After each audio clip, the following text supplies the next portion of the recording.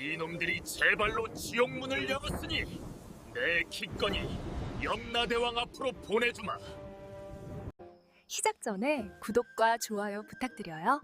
그럼 달빛 아래 야담한 자락 시작하겠습니다. 바람조차 숨을 죽인 듯 고요한 산골 마을 어귀에 낯선 발자국 소리가 울려 퍼졌습니다.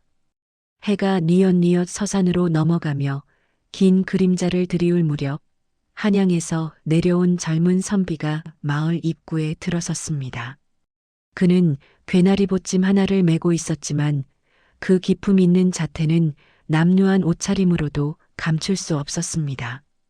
하지만 마을의 분위기는 사뭇 기이했습니다.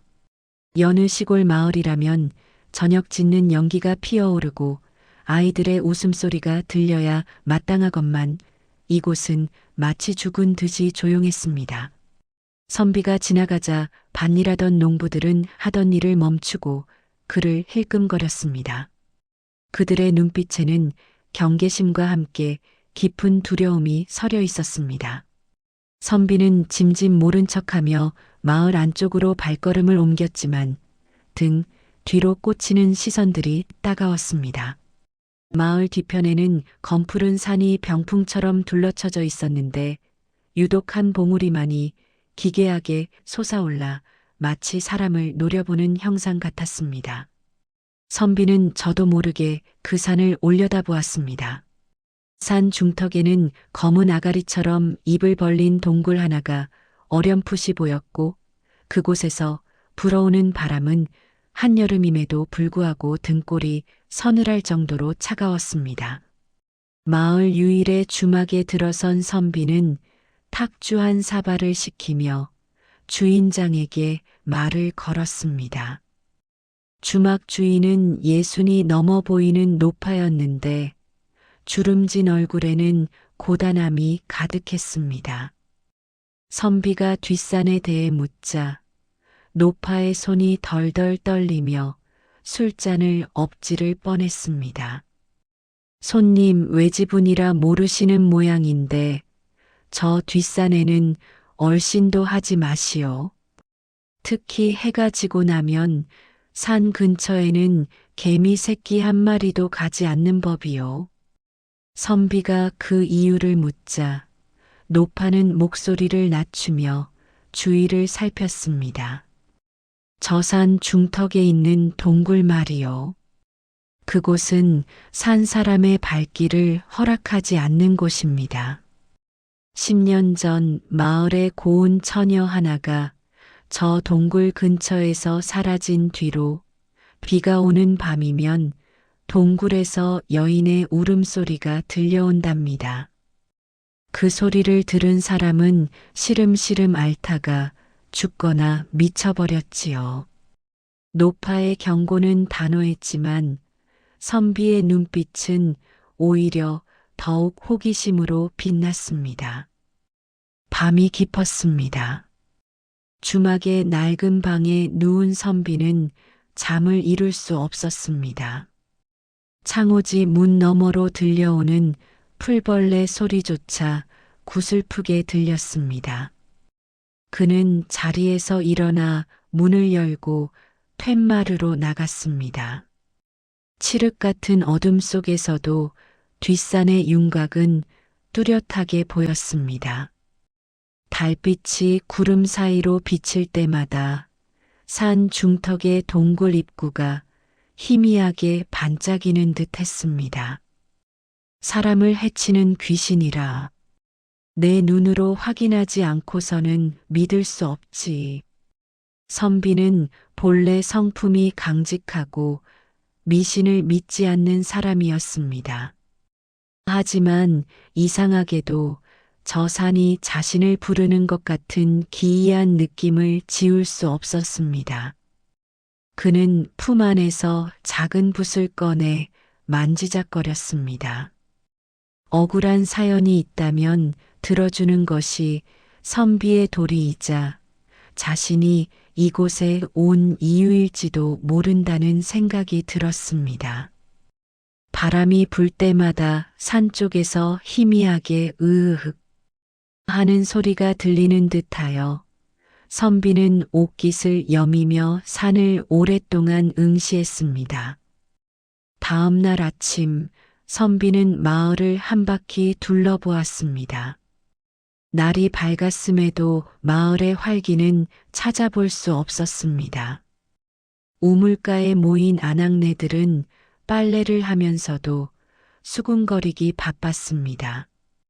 선비가 다가가자 그들은 입을 다물었지만 그중 한 젊은 아낙이 용기를 내어 입을 열었습니다. 날이 정말 저 산에 가시려는 건 아니지요? 저 산은 저주받았습니다. 억울하게 죽은 원혼이 서려 있어 산 사람의 양기를 빨아먹는다고 했습니다. 선비는 부드러운 미소를 지으며 물었습니다. 원혼이라 하셨습니까? 그렇다면 그 원한을 풀어주면 되지 않겠습니까? 피한다고 해결될 일이 아니지 않소?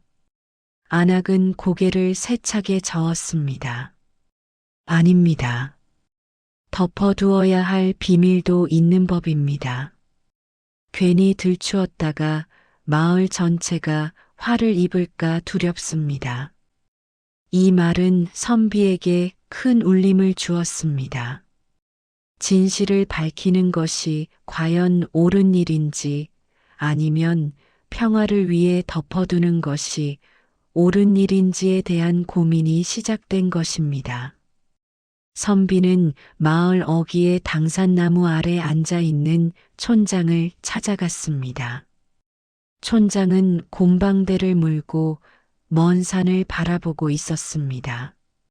선비가 정중하게 인사를 건네자 촌장은 한참 만에 입을 열었습니다. 젊은이, 호기심은 고양이도 죽인다 했네.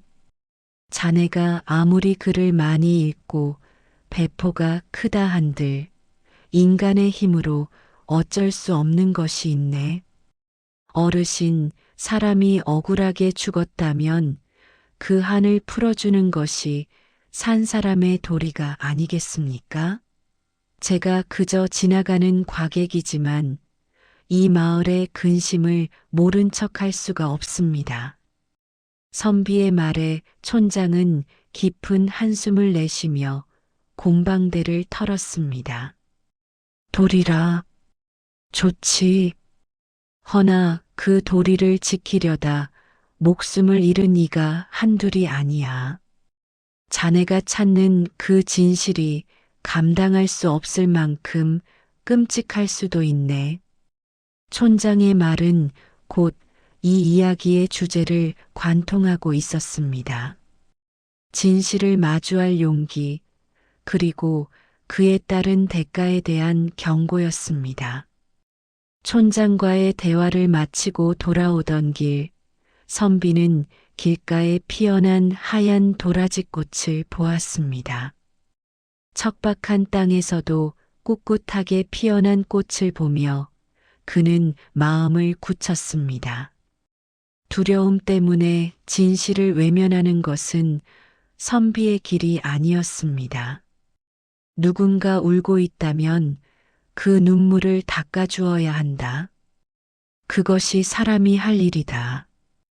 그는 스스로에게 다짐하며 주막으로 돌아가 채비를 서둘렀습니다.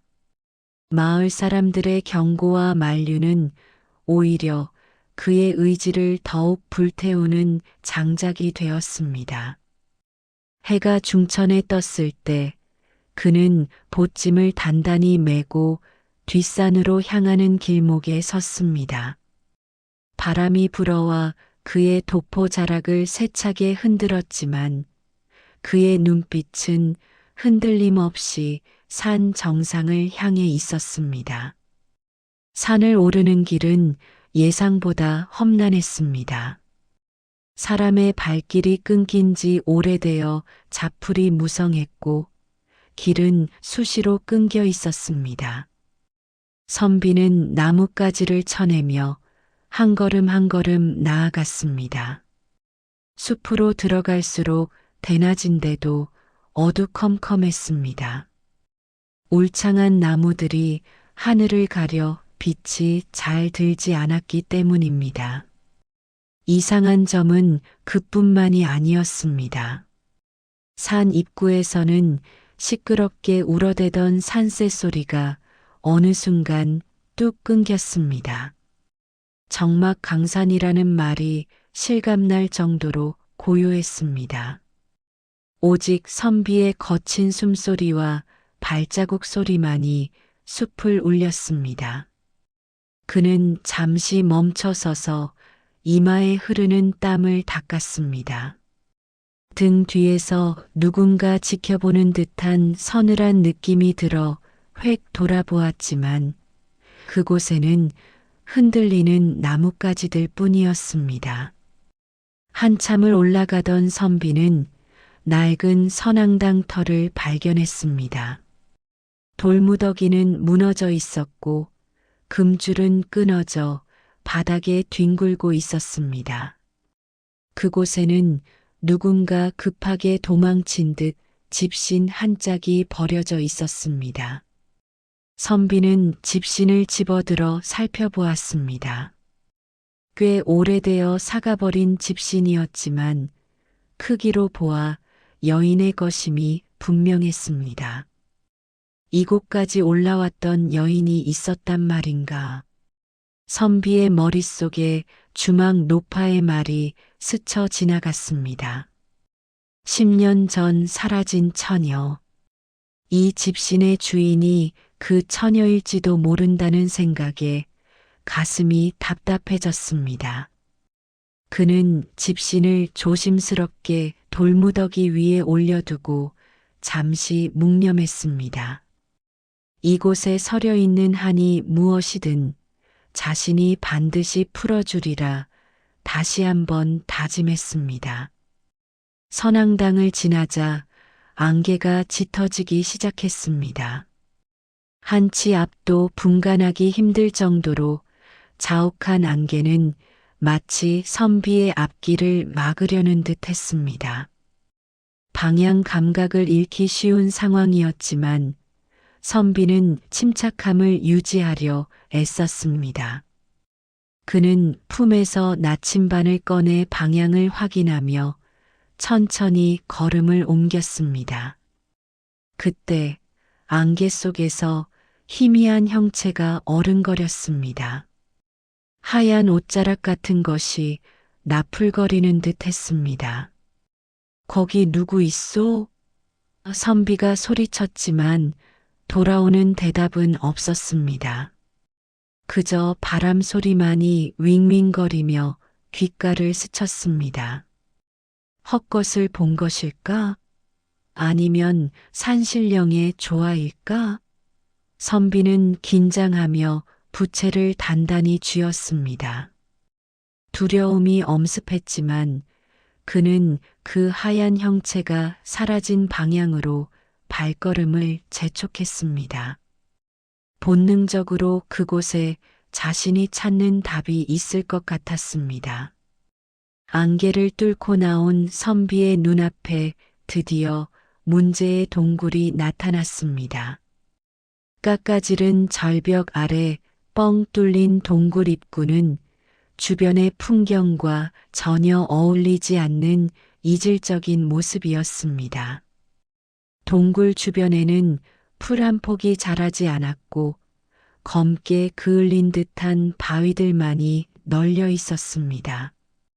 가까이 다가가자 코를 찌르는 비릿한 냄새가 났습니다.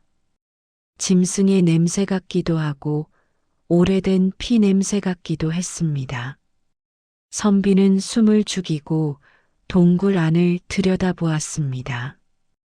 빛이 닿지 않는 깊은 어둠 속은 그 끝을 알 수 없었습니다.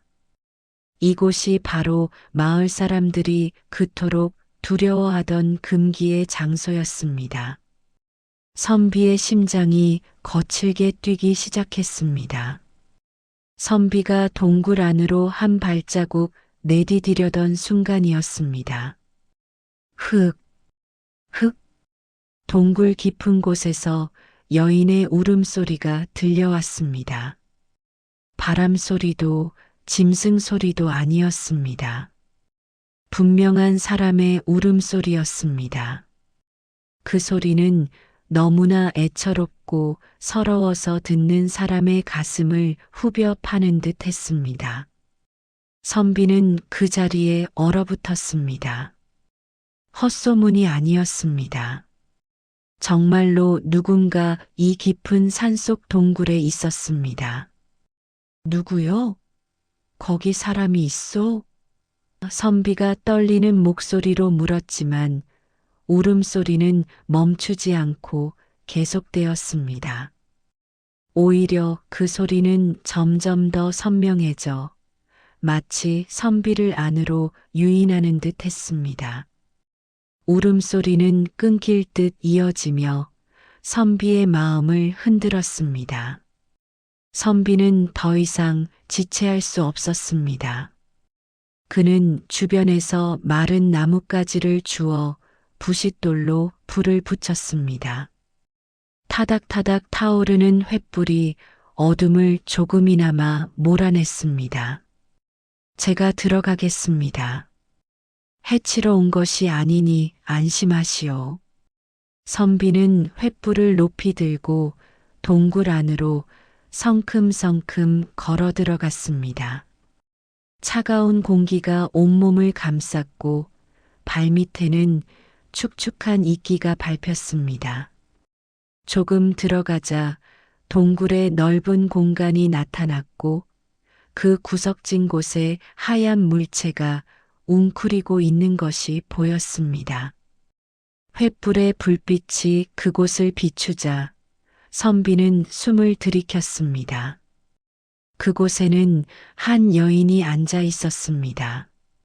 낡고 해진 하얀 소복을 입은 그녀는 무릎에 얼굴을 파묻은 채 흐느끼고 있었습니다.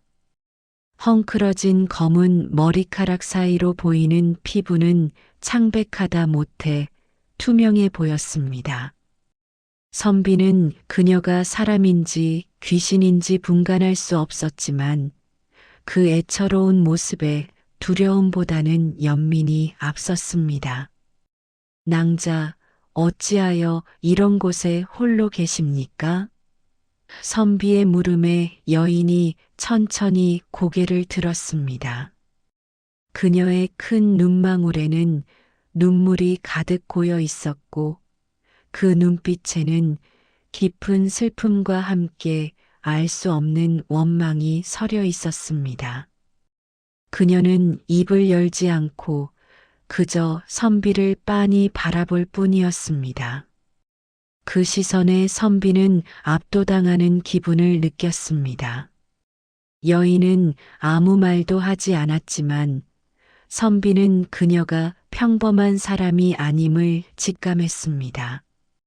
그녀의 주변에는 서늘한 냉기가 감돌았고 횃불의 불꽃이 그녀 쪽으로만 가면 파르르 떨리며 사그라들려 했기 때문입니다.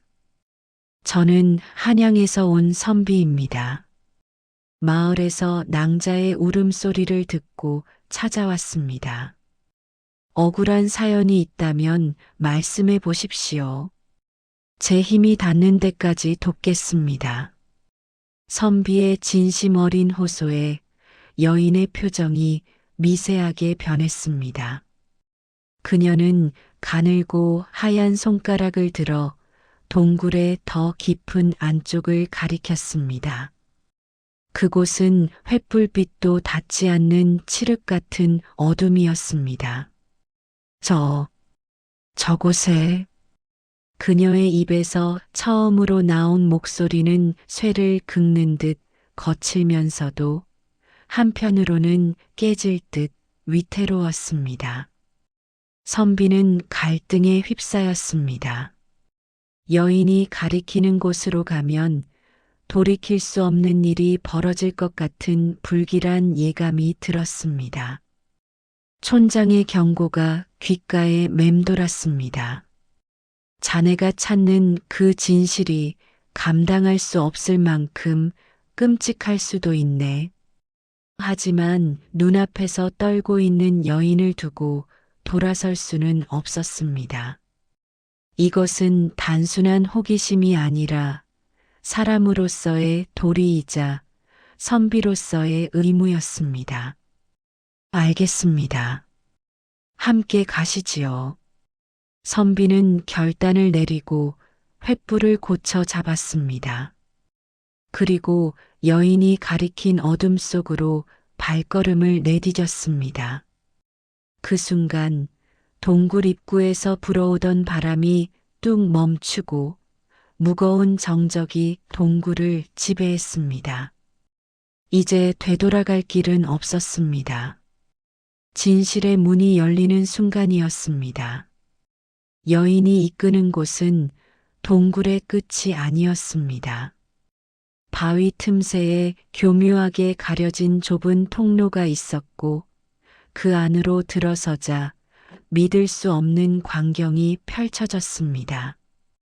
자연적으로 생긴 동굴이라고는 믿기 힘들 만큼 잘 다듬어진 석실이 나타난 것입니다.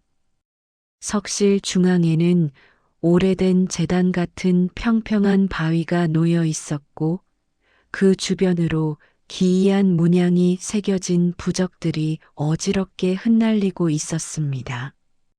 공기는 바깥보다 훨씬 차가웠고 비릿한 흙냄새와 함께 알 수 없는 향 냄새가 섞여 코를 찔렀습니다. 선비는 횃불을 높이 들어 석실 구석구석을 비췄습니다. 벽면에는 누군가 손톱으로 긁은 듯한 처절한 자국들이 가득했습니다.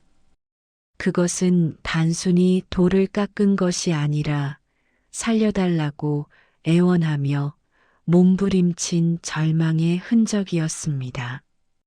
선비의 등골이 오싹해졌습니다. 이곳은 단순한 은신처가 아니라 누군가를 가두거나 해치기 위해 만들어진 감옥이자 처형장이나 다름없었습니다. 선비가 석실의 참혹한 광경에 말을 잇지 못하고 있을 때 뒤따라오던 여인이 제단 앞으로 다가갔습니다. 그녀는 떨리는 손으로 바닥에 떨어진 붉은 댕기 하나를 집어들었습니다.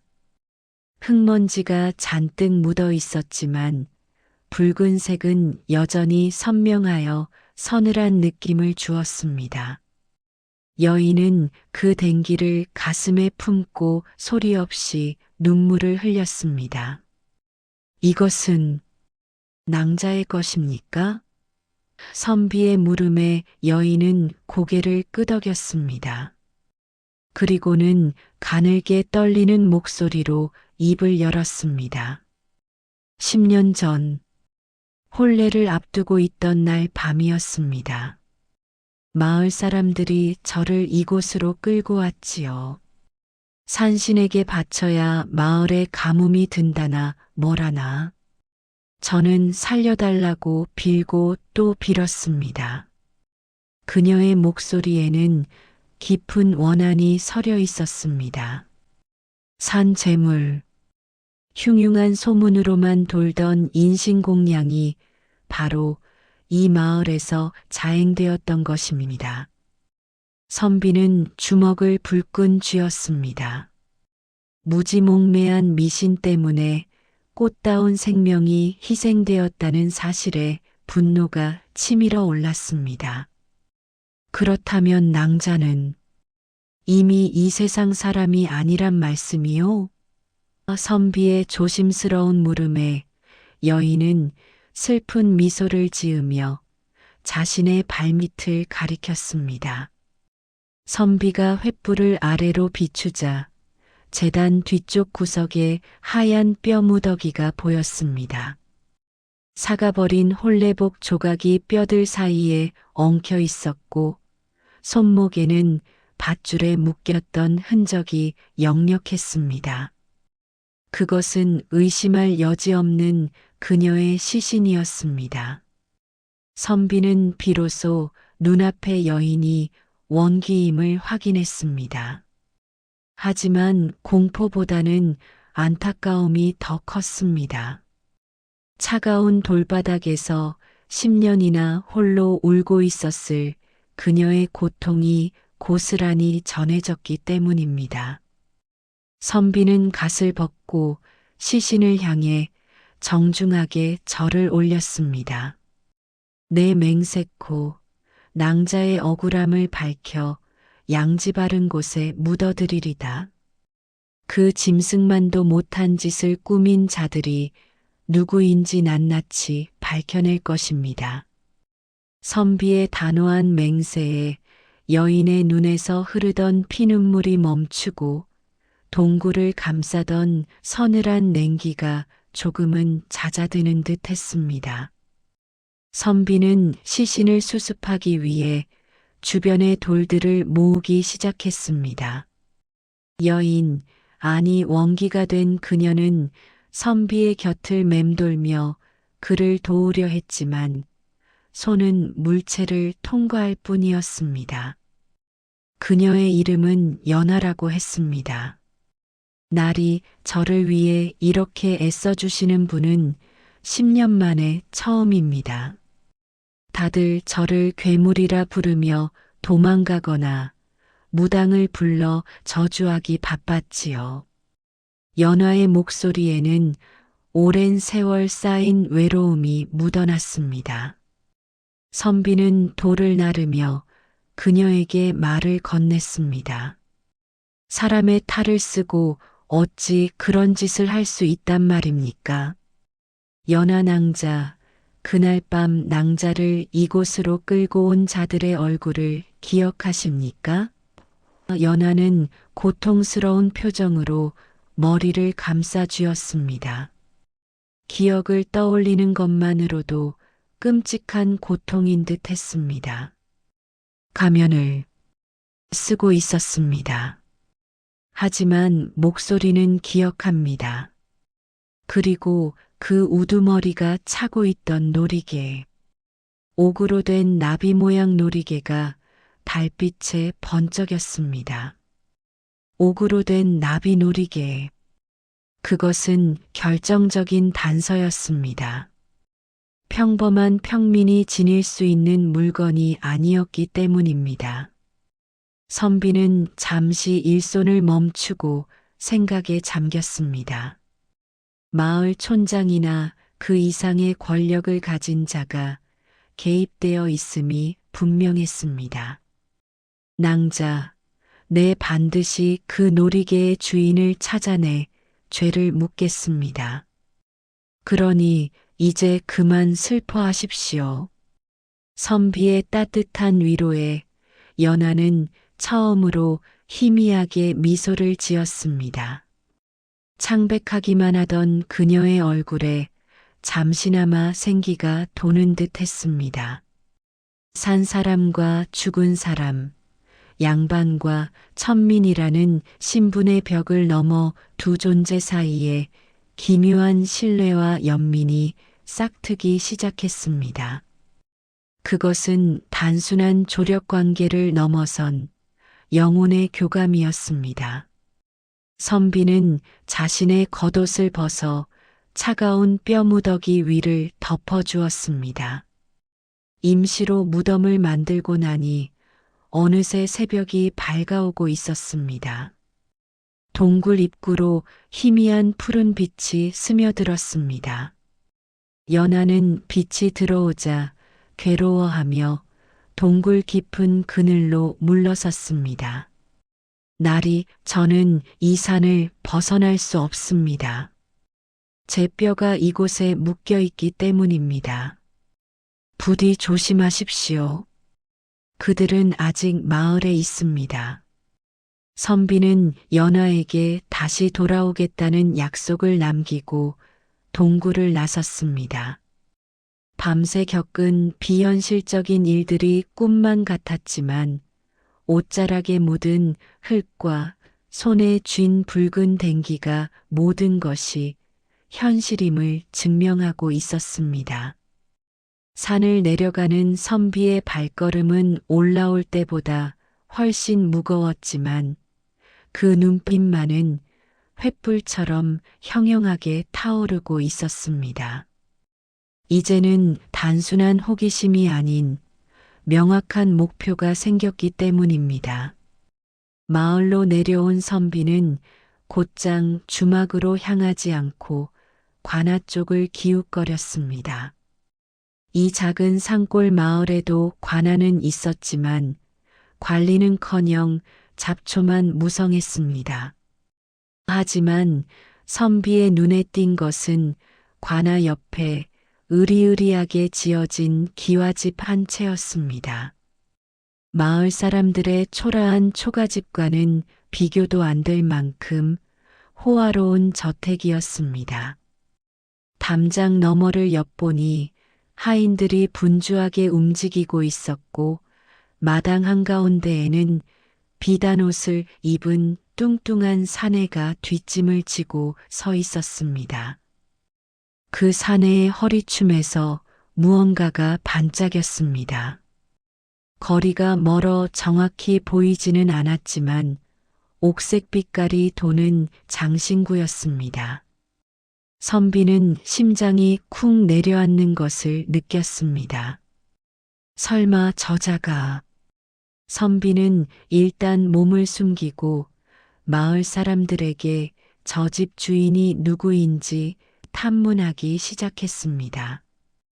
빨래터에 있던 안악들에게 넌지시 물어보니 그 기와집 주인은 마을의 대지주이자 촌장의 아들인 박대감이라고 했습니다. 그는 10년 전부터 갑자기 부자가 되었는데 마을 사람들은 그가 산신령의 점지를 받아 횡재했다고 믿고 있었습니다. 산신령의 점지라. 선비는 헛웃음을 삼켰습니다. 산 재물을 바치고 그 대가로 부를 얻은 것이 분명했습니다. 선비는 주막으로 돌아와 노파에게 박대감에 대해 더 캐물었습니다. 노파는 화들짝 놀라며 입을 다물려 했지만 선비가 은전 한 잎을 쥐어주자 마지못해 입을 열었습니다. 박대감은 무서운 사람입니다. 10년 전 그 사건이 있고 나서 그 집에 드나들던 무당이 쥐도 새도 모르게 사라졌지요. 그 뒤로 박대감 말에 거역하는 사람은 마을에서 살 수가 없었습니다. 모든 정황이 박대감을 가리키고 있었습니다. 그날 밤 선비는 위험을 무릅쓰고 박대감의 집 담장을 넘었습니다. 확실한 물증이 필요했습니다. 연하가 말한 나비 모양 옥 놀이개를 확인해야 했습니다. 어둠을 틈타 사랑채 근처로 숨어든 선비는 열린 방문 틈으로 방 안을 엿보았습니다. 박대감은 술상을 앞에 두고 기생들과 놀고 있었습니다. 술 기운이 올랐는지 겉옷을 풀어 헤치고 있었는데 그때 그의 허리춤에 매달린 놀이개가 촛불빛을 받아 영롱하게 빛났습니다. 두 날개를 활짝 펼친 나비 모양의 옥놀이개. 연화의 기억과 정확히 일치했습니다. 선비는 분노로 손이 부들부들 떨렸지만 가까스로 참아내며 그 모습을 눈에 새겼습니다. 이제 놈의 죄를 물을 증거는 확보되었습니다. 하지만 그 순간 마당의 개가 맹렬하게 짖기 시작했습니다. 그게 누구냐? 하인들이 몽둥이를 들고 뛰어나왔습니다. 선비는 재빨리 담장을 넘어 어둠 속으로 몸을 피했습니다. 뒤에서 고함과 발소리가 들려왔지만 지리에 익숙지 않은 탓에 도망치는 것이 쉽지 않았습니다. 숨을 헐떡이며 숲길로 접어든 선비는 잠시 나무 뒤에 숨어 동태를 살폈습니다. 다행히 추격자들은 다른 방향으로 간 듯 했습니다. 하지만 안도감도 잠시 선비는 자신이 큰 실수를 했음을 깨달았습니다. 이제 박대감 측은 자신의 존재가 위협이 된다는 것을 알게 되었습니다. 단순히 지나가는 과객이 아니라 비밀을 캐는 적이라는 것을 들켜버린 것입니다. 이것은 되돌릴 수 없는 선전포고와도 같았습니다. 갈 곳이 없어진 선비는 다시 뒷산 동굴로 향했습니다. 마을 안에는 이제 그를 숨겨줄 곳이 없었습니다. 거친 숨을 몰아쉬며 동굴에 도착하자 연하가 걱정스러운 표정으로 그를 맞이했습니다. 날이 어찌 이렇게 다급하게 오십니까? 피 냄새가 납니다. 선비는 다친 곳은 없었지만 숲을 헤치며 오느라 옷이 찢어지고 상처가 나 있었습니다. 선비는 연하에게 박대감의 놀이개를 확인했다고 말했습니다. 놈이 범인이 맞습니다. 이제 관아에 고발하여 놈을 잡을 일만 남았습니다. 하지만 연하의 표정은 어두웠습니다. 관아라 하셨습니까? 이 고을 사또 역시 박대감과 한통속입니다. 놈의 뇌물을 받고 10년 전 사건을 덮은 자가 바로 사또입니다. 선비는 망치로 머리를 맞은 듯 멍해졌습니다. 적은 마을의 유지뿐만이 아니라 공권력 그 자체였습니다. 고립무원의 처지. 이 산속에서 그를 도와줄 사람은 아무도 없었습니다. 상황은 최악으로 치달았습니다. 마을로 내려가면 잡힐 것이고 산에 머물러도 굶어 죽거나 발각될 것입니다. 그때 선비의 품 안에서 무언가가 툭 떨어졌습니다. 한양을 떠날 때 스승님이 주신 암행어사 마패였습니다. 그는 사실 신분을 숨기고 민정을 살피러 온 암행어사였던 것입니다. 하지만 마패 하나로 수십 명의 사병을 거느린 박대감과 부패한 광군을 당해낼 수 있을지는 미지수였습니다. 역졸들을 부르려면 읍내까지 나가야 하는데 산길은 이미 봉쇄되었을 가능성이 컸습니다. 방법은 하나뿐이요. 놈들이 이 산으로 올라오게 만들어야 합니다. 선비는 비장한 눈빛으로 연하를 바라보았습니다. 산 자의 권력과 죽은 자의 원한이 맞붙어야만 이 승산 없는 싸움을 뒤집을 수 있었습니다. 낭자, 저들을 놀라게 해줄 수 있겠소? 날이 밝자마자 마을 분위기가 살벌해졌습니다. 박대감은 사병들을 풀어 마을을 이잡듯이 뒤졌고 주막의 노파를 잡아들여 선비의 행방을 촉쳤습니다. 노파의 비명소리가 마을에 울려 퍼졌지만 누구도 감히 나서지 못했습니다. 그 쥐새끼 같은 놈이 뒷산으로 도망친 게 분명하다. 산을 포위하고 불을 질러서라도 끌어내라. 박대감의 고함 소리가 산 중턱까지 들려왔습니다. 그는 자신의 죄가 드러날까 두려워 아예 선비를 산 채로 매장해버릴 작정이었습니다.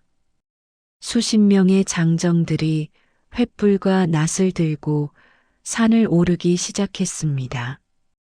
그들의 기세는 흉흉하기 짝이 없었고 숲의 짐승들마저 겁을 먹고 달아났습니다. 동굴 입구에서 이를 지켜보던 선비는 입술을 깨물었습니다. 생각보다 놈들의 대응이 빠르고 잔혹했습니다.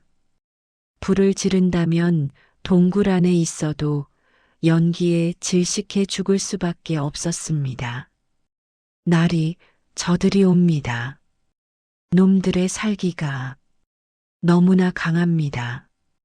연하는 공포에 질려 몸을 떨었습니다. 그녀는 귀신이었지만 생전에 겪었던 죽음의 공포가 되살아난 듯 했습니다.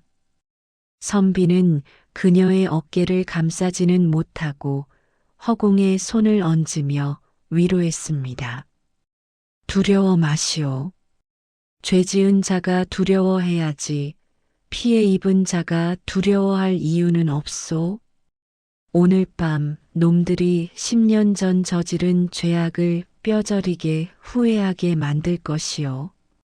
선비는 동굴 입구에 덫을 놓고 주변 지형을 이용해 방어 태세를 갖췄습니다. 이것은 단순한 추격전이 아니라 생존을 건 전쟁이었습니다. 해가 지고 어둠이 깔리자 횃불들의 행렬이 산 중턱까지 들이닥쳤습니다. 나와라. 거기 숨은 거 다 안다. 박대감의 목소리가 동굴 앞까지 울렸습니다. 그는 사병들 뒤에 숨어 거드름을 피우고 있었습니다.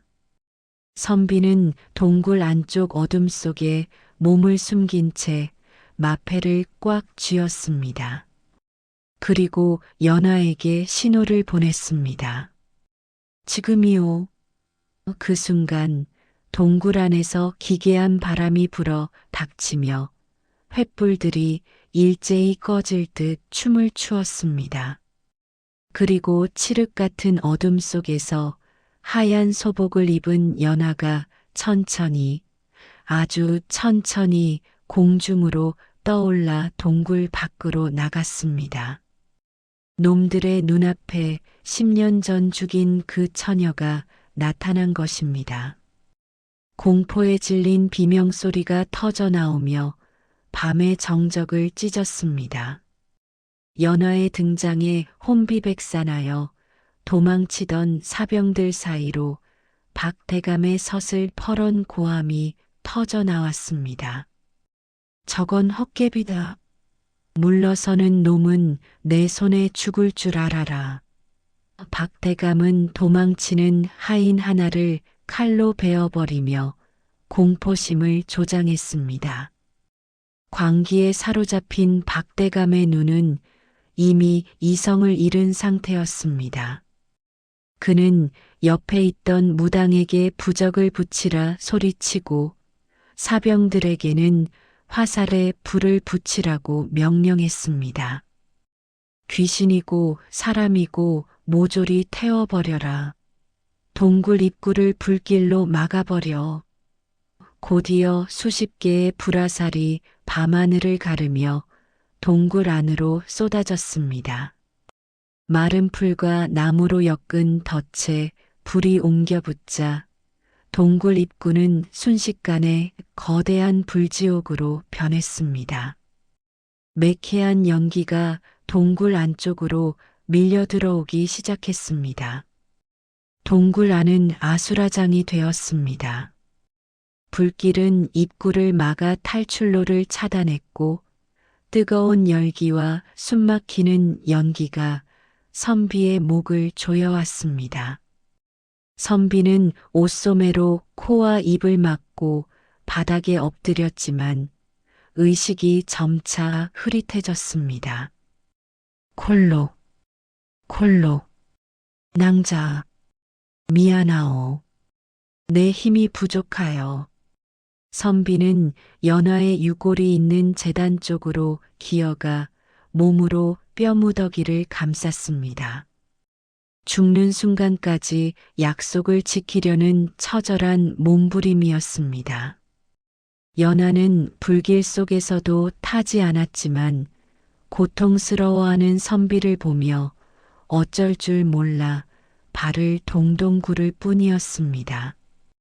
그녀의 영혼이 찢어지는 듯한 비명이 동굴을 울렸지만 타오르는 불길 소리에 묻혀 밖으로는 들리지 않았습니다. 불길은 점점 더 안쪽으로 타들어왔고 선비의 옷자락에도 불똥이 튀었습니다. 이제 정말 끝이라는 생각이 든 순간 선비는 희미해지는 의식 속에서 연화의 얼굴을 보았습니다. 그녀는 결심한 듯 입술을 깨물고 있었습니다. 날이 저를 위해 목숨까지 거셨는데 저 또한 나리를 위해 제 모든 것을 바치겠습니다. 연하는 자신의 가슴에서 붉게 빛나는 구슬 같은 것을 꺼냈습니다. 그것은 그녀가 10년 동안 원한으로 모아온 영혼의 정수였습니다. 그녀가 그것을 터뜨리자 차가운 냉기가 폭발하듯 뿜어져 나오며 뜨거운 불길과 충돌했습니다. 치익하는 소리와 함께 하얀 수증기가 시야를 가렸고 선비는 깊은 어둠 속으로 정신을 잃고 말았습니다. 얼마나 시간이 흘렀을까? 선비는 차가운 물방울이 얼굴에 떨어지는 것을 느끼며 눈을 떴습니다. 동굴 밖에서는 기적처럼 장대비가 쏟아지고 있었습니다. 하늘에 구멍이라도 뚫린 듯 퍼붓는 빗줄기는 거센 불길을 집어삼키고 있었습니다. 낭자, 연하 낭자. 선비는 비틀거리며 일어났지만 연하의 모습은 보이지 않았습니다. 그녀가 자신의 소멸을 각오하고 비를 부른 것임을 직감한 선비의 가슴이 무너져 내렸습니다. 제단 위에는 그녀의 유골만이 비에 젖지 않은 채 고요히 놓여 있었습니다. 바보 같은 사람, 내 목숨보다 자네의 한을 푸는 것이 더 중하거늘. 선비는 주먹으로 땅을 치며 오열했습니다. 그러나 슬픔에 잠겨 있을 시간조차 없었습니다. 빗줄기 사이로 박대감 일당의 목소리가 들려왔기 때문입니다. 비가 와서 불이 꺼졌다.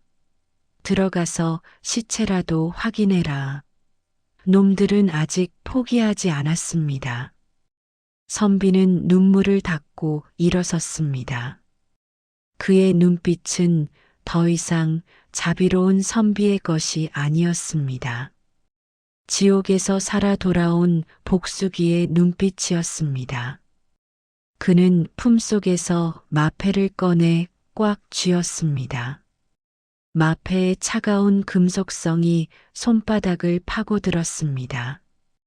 그래, 들어오거라. 내 놈들이 제 발로 지옥문을 열었으니 내 기꺼이 염라대왕 앞으로 보내주마.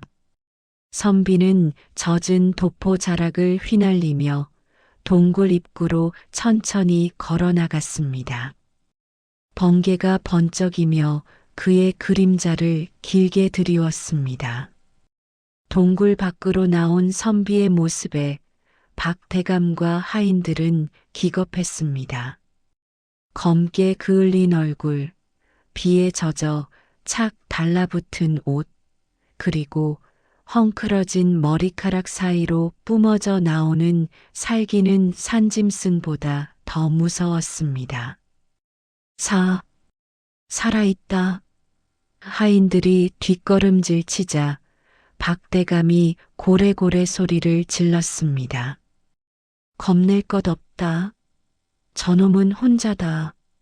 당장 저놈의 목을 베는 자에게 논백 맞이기를 주겠다. 탐욕에 눈이 먼 몇몇 사병들이 낫을 들고 선비에게 달려들었습니다. 절체절명의 순간 선비는 피하지 않고 오히려 그들을 향해 당당히 가슴을 폈습니다. 그의 기백에 눌린 사병들이 주춤하는 사이 선비의 입에서 천지를 뒤흔드는 호통이 터져 나왔습니다. 멈춰라. 내 이놈들, 감히 누구 앞이라고 칼을 겨누느냐. 선비의 쩌렁쩌렁한 목소리가 빗소리를 뚫고 울려 퍼졌습니다. 동시에 선비는 높이 쳐들었던 오른손을 펼쳤습니다. 번개가 우르릉 쾅 하고 치는 순간 그의 손에 들린 마패가 번쩍하고 빛을 발했습니다. 5마리의 말이 새겨진 노쇠 마패. 그것은 왕의 권한을 대행하는 암행어사의 상징이었습니다. 암행어사 출두야. 선비가 외친 것이 아니었습니다. 산 아래쪽에서부터 수십 명의 역졸들이 횃불을 들고 함성을 지르며 달려 올라오고 있었습니다. 선비가 읍내에 들르지 않았음에도 미리 파견해 두었던 부하들이 마패의 기운과 산의 이변을 감지하고 출동한 것이었습니다. 암행어사. 박태감의 얼굴이 사색이 되었습니다. 논백맞이기를 탐내던 사병들은 무기를 버리고 바닥에 넙죽 엎드렸습니다. 기세등등하던 무당은 도망치려다 돌부리에 걸려 넘어졌습니다. 박가놈은 듣거라. 너는 10년 전 죄 없는 처녀를 산 제물로 바쳐 살해하고 그 죄를 덮기 위해 관할을 매수하고 양민을 괴롭혔다. 내 죄가 하늘에 닿았으니 국법으로 엄히 다스릴 것이다. 선비의 추상 같은 판결에 박대감은 다리에 힘이 풀려 주저앉았습니다. 그는 바닥을 기며 살려달라고 애원했지만 선비의 눈은 차가웠습니다. 역졸들이 들이닥쳐 박대감과 그 일당을 포박했습니다. 10년 묵은 체증이 내려가는 순간이었습니다. 소란이 가라앉고 비도 그쳤습니다. 구름 사이로 달빛이 다시 비치기 시작했습니다. 선비는 포박된 죄인들을 뒤로하고 다시 동굴 안으로 들어갔습니다. 낭자 보셨습니까? 놈들이 잡혔습니다. 이제 모든 것이 끝났습니다. 하지만 동굴 안은 고요했습니다. 선비의 가슴이 철렁 내려앉았습니다. 아까 마지막 힘을 쓰고 소멸해버린 것은 아닐까 두려웠습니다. 그가 떨리는 손으로 유골을 어루만지자 허공에서 희미한 빛이 모여들기 시작했습니다. 그리고 그 빛 속에서 연하가 다시 모습을 드러냈습니다.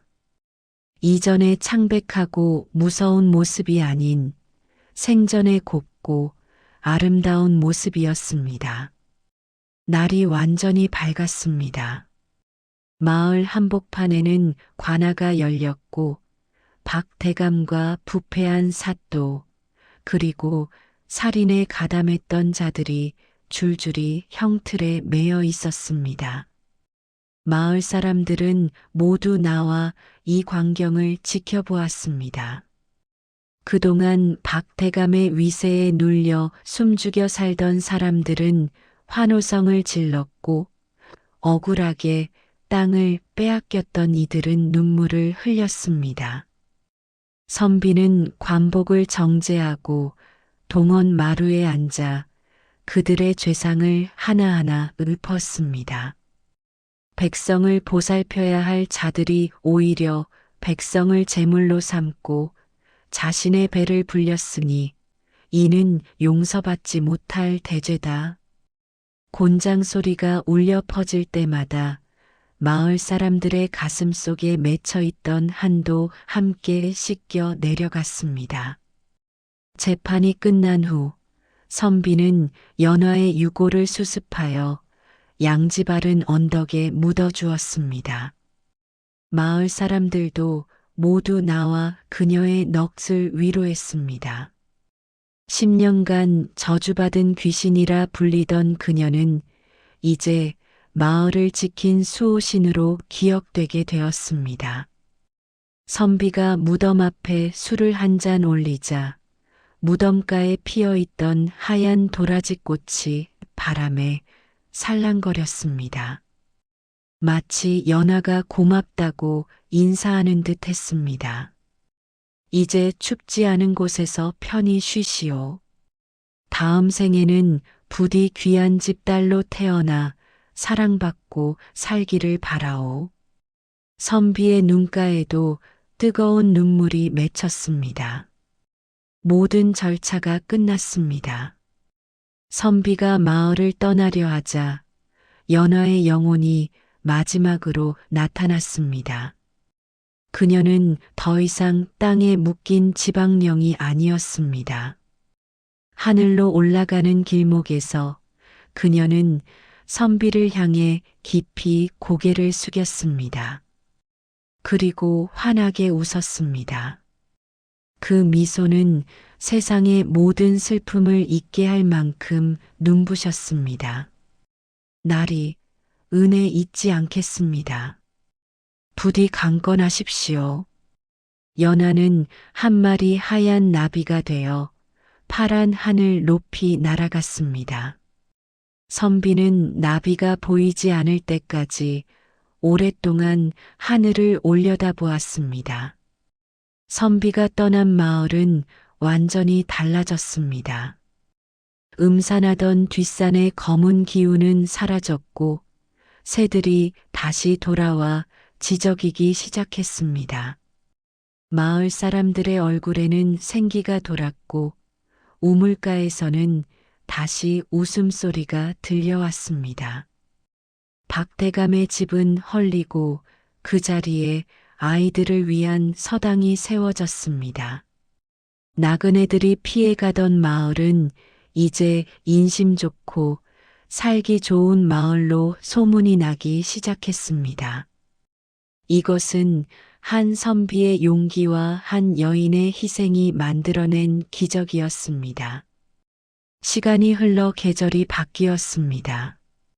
선비는 다시 괴나리 보찜을 메고 또 다른 마을로 향하는 길 위에 있었습니다. 그의 발걸음은 여전히 씩씩했고 눈빛은 정의감으로 빛났습니다. 길가에 핀 도라지꽃을 볼 때마다 그는 잠시 멈춰서서 미소를 지었습니다. 가슴속에 묻어둔 소중한 추억 하나가 그를 더욱 단단하게 만들었기 때문입니다. 바람이 불어와 그의 옷자락을 스쳤습니다. 그 바람 속에서 고맙습니다라는 작은 속삭임이 들린 것 같아 선비는 뒤를 돌아보았습니다. 하지만 그곳에는 텅 빈 길만이 뻗어 있었습니다. 선비는 고개를 끄덕이며 다시 앞을 향해 걸어갔습니다. 세상 어딘가에는 아직도 억울한 눈물을 흘리는 이들이 있을 것입니다.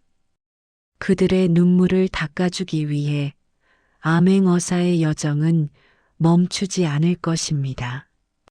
저 멀리 지평선 너머로 해가 떠오르고 선비의 실루엣이 긴 그림자와 함께 희망찬 내일을 향해 나아갔습니다. 오늘 이야기가 재미있으셨다면 구독과 좋아요, 알림 설정까지 부탁드립니다.